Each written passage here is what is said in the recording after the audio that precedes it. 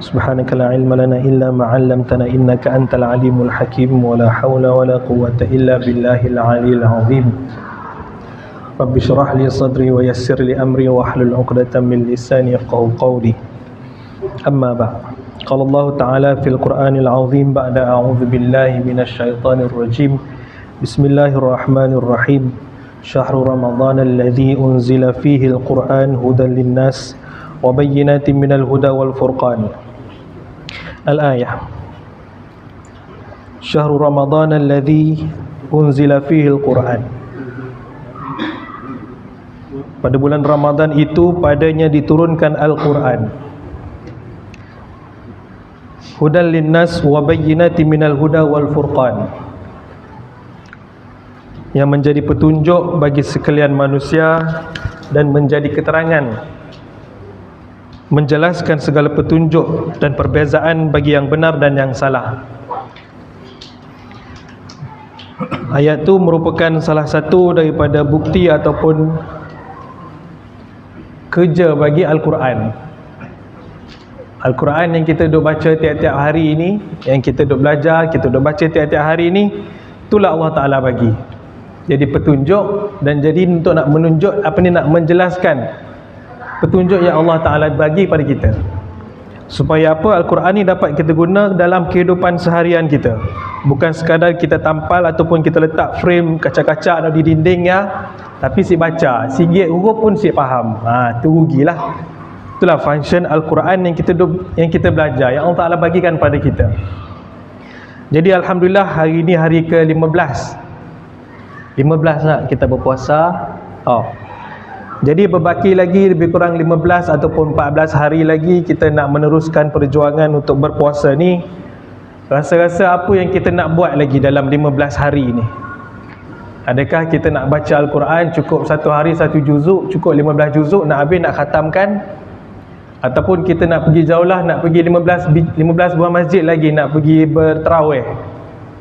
Ataupun kita nak pergi bersedekah bagi kepada 15 fakir miskin lagi? Ataupun dalam 15 hari ini kita nak gunakan segala harta kita yang baik, kita nak sedekahkan, kita nak bantu lagi orang-orang lain? Ataupun 15 hari ini kita nak isikan dengan resepi-resepi Khairul Amin yang lagi 15? Contohlah. Okey. Jadi itu dalam 15 hari yang berbaki lagi dalam bulan Ramadan. Apa yang kita nak isi? Jadi dalam bulan Ramadan ni Allah Ta'ala dah kata dah, Allah Ta'ala turunkan Al-Quran pada bulan Ramadan. Lagi spesifik, inna anzalnahu fi lailatul qadr. Sesungguhnya kami turunkan ia Al-Quran itu pada malam Al-Qadar, malam Lailatul Qadar, yang kita duk kejar-kejar, yang kita duk cari-cari ini. Rasulullah kata, carilah malam Lailatul Qadar pada 10 malam terakhir. Ni kita dah diambang nak 10 malam terakhir dah ni. Kita dah separuh bulan Ramadan dah. Separuh perjuangan kita dah sebulan bulan Ramadan ni. 15 hari lagi ataupun 14 hari lagi kita dah nak puasa dah. Kita dah nak beraya dah.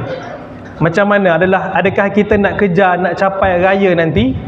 Ataupun kita nak buat tugasan kita, nak habiskan 15 hari lagi berpuasa? Tengok syahid ataupun tujuan kita macam mana. Kalau kita nak fokus nak beraya, rayalah kita dapat. Kalau kita fokus nak berpuasa, puasalah yang kita dapat. Nanti di akhirat nanti Allah Ta'ala kata dia buka satu pintu syurga khusus untuk orang yang berpuasa, iaitu pintu apa? Babu Ar-Rayyan. Khas untuk orang yang berpuasa. Siapa-siapa yang berpuasa nanti dipanggil untuk masuk ke syurga melalui pintu tu, pintu Babur Rayyan. Jadi insya-Allah semoga kita tergolong dalam golongan yang Allah Ta'ala masukkan dalam pintu orang-orang yang berpuasa tadi. Baik, bersempena dengan bulan Ramadan ni, bulan di mana diturunkan Al-Quran, sama-samalah kita perbaiki bacaan kita. Kita lipat gandakan lagi bacaan-bacaan kita. Kalau sehari mungkin kita baca satu muka surat, okey, lepas ni kita baca lagi banyak, mungkin satu juzuk satu hari. Kalau dapat khatam sehari sekali pun lagi bagus. Tapi macam mana kalau orang yang tak pandai, orang yang tak tahu baca, Ustaz, saya tak reti baca, Ustaz? Boleh belajar baca Al-Quran. Sabda Rasulullah SAW, Nabi kata macam mana? Barang siapa yang membaca Al-Quran, setiap huruf daripada Al-Quran baginya satu kebajikan, satu kebaikan, ini satu pahala, satu ganjaran. Dan Rasulullah kata digandakan 10 kali ganda baru satu huruf. Dan Rasulullah kata, aku tak cakap alif lam mim itu satu huruf, tetapi alif itu satu huruf, lam itu satu huruf, mim itu satu huruf. 3 huruf dah 30 kali ganda dah pahala. Kalau kita baca surah Al-Fatihah saja dah tak terkira dah.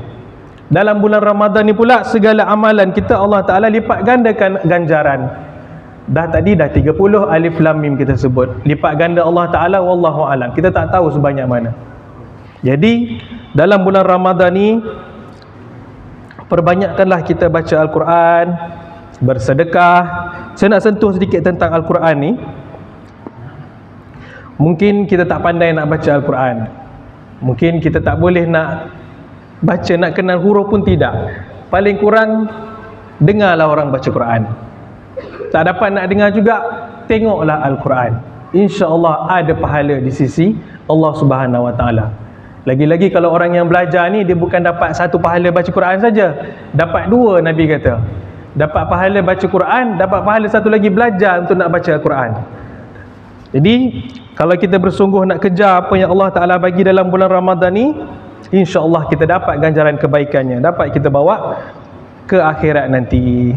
Jadi insya-Allah segala amalan yang kita lakukan dalam bulan Ramadan ni, banyak amalan yang kita lakukan lebih daripada biasa, solat kita lebih daripada biasa, sedekah kita lebih daripada biasa, dapat kita bawa sampai ke 11 bulan yang mendatang, nak bertemu dengan Ramadan sekali lagi insya-Allah.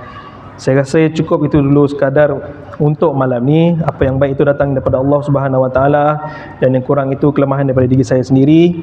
Hakikatnya semuanya datang daripada Allah Subhanahu Wa Taala. Aqulu qawli hadza wa astaghfirullahal azim li wa lakum.